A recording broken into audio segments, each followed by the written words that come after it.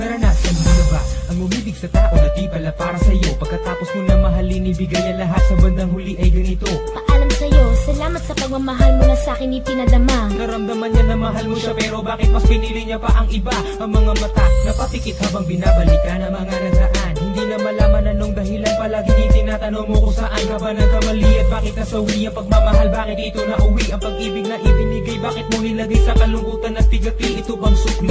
Pagluhang di maikubli kapalit ng aking katapatan at tila parang sa aking pagdurusa. Ano ang mali at ako'y nilapatan? Marahil ay di na ikaw ang para sa akin at ako'y hindi para sa'yo. Kung nalalaman ko ang dapat na mahal, hindi sana ganito ang natamo.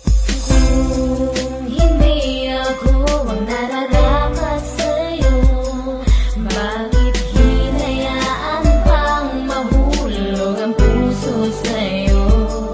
Oh, wala akong nagawa, minahal kita kaagad. Ang puso kong ito,